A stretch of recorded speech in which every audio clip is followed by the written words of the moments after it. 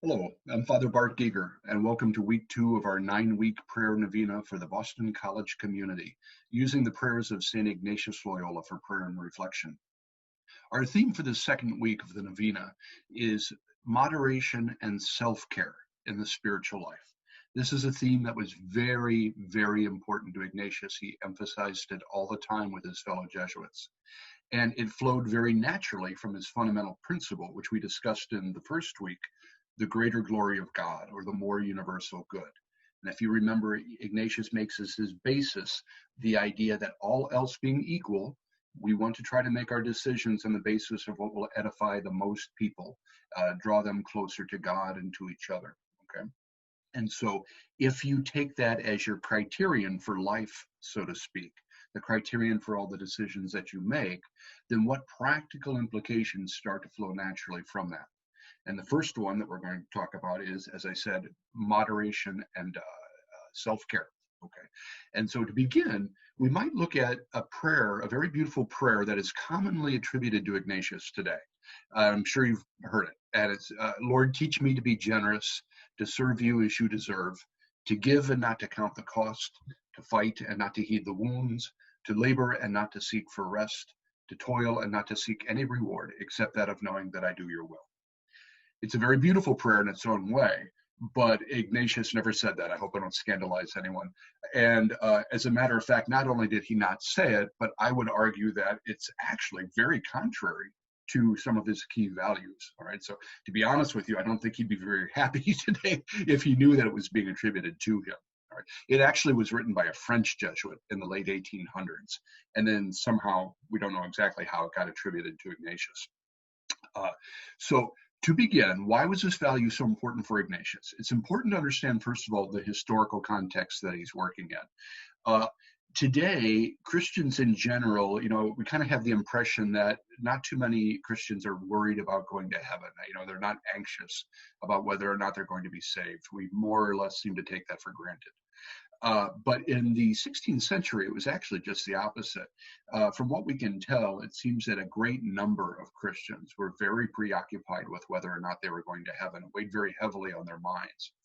And so in that kind of a spiritual climate, it only follows logically that the next question for them was, well, what form of the spiritual life, what spiritual practices are best going to ensure my salvation? Okay.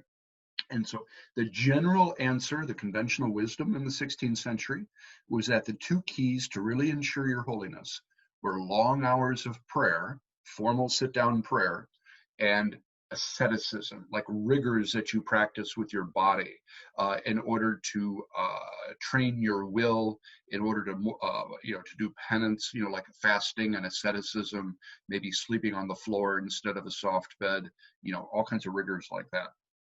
And so some of the spiritual masters in the 16th century were saying that 1.5, 2 hours of prayer was really essential for every Christian. And some went much further, saying if you really want to ensure your holiness, you need to be practicing 6 or 7 hours of formal sit-down prayer a day. Well, obviously, who's got the time for that, right? And so what happened was that a lot of men and women would enter monastic life or become hermits on their own or join religious life precisely in order to save their souls, because they figured, well, this is the only place where I'm going to be able to practice that kind of prayer. Okay. And then people were also very rigorous very often with their bodies. They're kind of flogging themselves with little whips and things like that, and going without food for 3 and 4 days at a time and whatnot. Okay, this is very much the spiritual climate of the time. Well, Ignatius, at the beginning of his spiritual conversion, he kind of falls into that mentality, all right? He's praying for 6 and 7 hours a day, and he's very rigorous on his body. He goes without eating for a whole week and things like that, and really messes up his stomach for the rest of his life. By the time he died, he had been suffering from severe gallstones. The doctor who did the autopsy on him after he died pulled out dozens of gallstones from his venal cavity and his abdomen. So the poor guy suffered terribly for the rest of his life because of those rigors that he had practiced at the very beginning. Okay. But then, maybe about a year after Ignatius's conversion, he slowly starts to come to the realization, you know what? I want to make the focus of my spiritual life my relationship with God, trying to bring as many other people to God home as I can, okay, by spiritual conversations, getting them spiritual exercises, things of that nature, feeding them, helping the poor and whatnot. And so if his primary focus is going to be helping other people, well, then he's going to need to start taking care of himself in order to be able to do that effectively. All right. If I'm not eating properly, I'm not going to have the energy to take care of them. If I'm not sleeping properly, I'm not going to have the energy to take care of them. Right. And so he begins to realize the importance of self-care.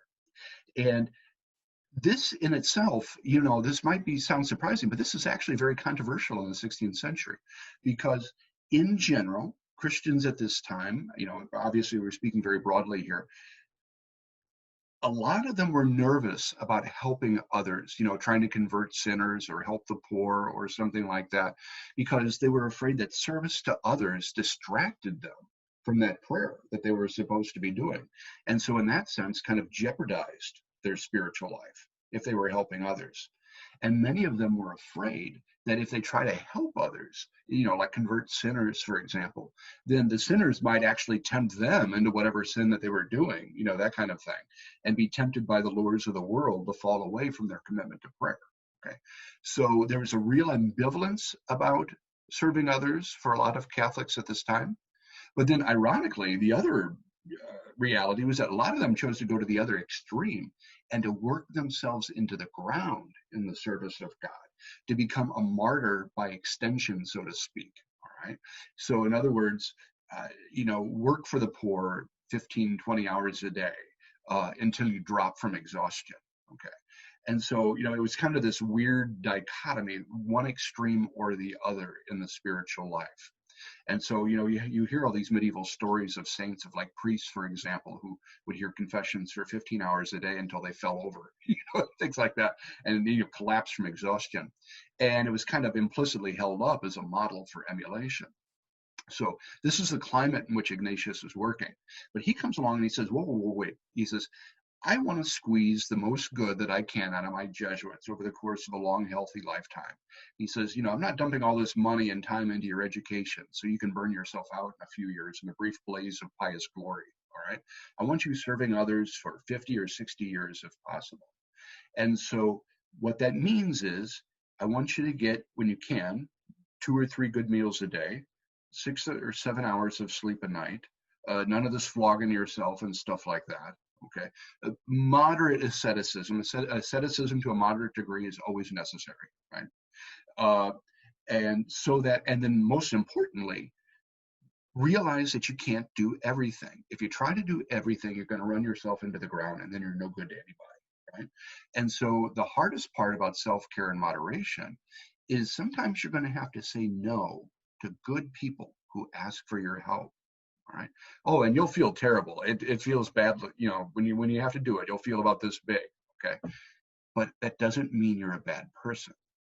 It actually means that when you're doing it in a prayerful way, when you're making these prayers before God, Lord, this is something that I can't do. I'm looking to the greater good here. When you make those prayers in a discerning, prayerful way, decisions in a discerning, prayerful way, that makes you a profoundly holy person in itself. Okay. And so realize that, in your efforts to serve the greater glory of God and to take care of yourself, you are going to upset some people once in a while. Good people who think are going to assume maybe you're being selfish or ungenerous or something like that. But you can't fall into that trap. You can't get suckered in like that. All right. So Jesus himself in the Gospels, it was very clear that he couldn't do everything. Okay. And so he would move from one town to the next before having healed everyone and taken care of everyone that was in the previous town. Okay. And so now take this letter of Ignatius that he writes to Francis Borgia. Now, Francis Borgia is a married man with 8 children. He is the Duke of Gandía. All right. And in 1546, his wife Leonore dies, and he wants to become a Jesuit. And so he starts to make arrangements to have his kids taken care of. And at first, he's unable to join the Jesuits right away because he's unable to give up his dukedom for political reasons. And so what happens is later he will join the Jesuits in an obvious way, and he will later go on to become the third superior general of the society and a saint in his own right. But at this time, when Ignatius is writing this letter to Francis Borgia, 1548, Borgia is still ruling his dukedom.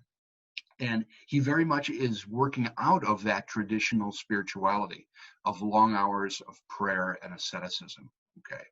And Ignatius writes in this letter, urging him to practice moderation, to ratchet it all back. Yes, pray, formally pray, but let's make it, a half hour, maybe an hour a day at most. Okay.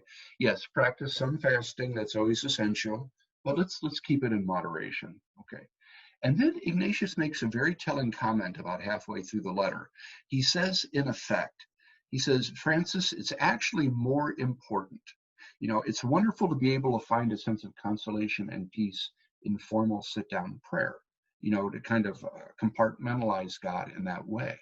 He says, what's a greater ideal is to be able to experience that sense of devotion and closeness to God throughout the entirety of your day. And so he's going to ask Francis to cultivate that sense of devotion, that affective warmth, that love for God that comes from his daily activities and offering everything that he does in his efforts to rule his dukedom. All right. Again, always bringing to mind, where am I going to serve the greater glory of God, the greater good of souls, okay, in every decision that I make. And so today, Jesuits and their friends, they call this particular value of Ignatius cura personalis, care of the person. And Ignatius himself didn't actually use that phrase. That comes from the early 1900s. But it actually does capture, in a very authentic, accurate way, what Ignatius is all about. And so I would encourage you to make this your theme of your prayer for this week, reading the prayer of Ignatius to St. Francis Borgia. What are ways that I can practice more moderation and self-care in my spiritual life? Are there ways that the Lord might be calling me to say no once in a while to good things, realizing that I can't do everything? Because at the end of the day, only God is God. Only God can do everything. We are his creatures, and we do the best that we can with the gifts that he has given us. Most of all, the great desires and the devotion in our hearts. So, thank you very much, and I will see you next week.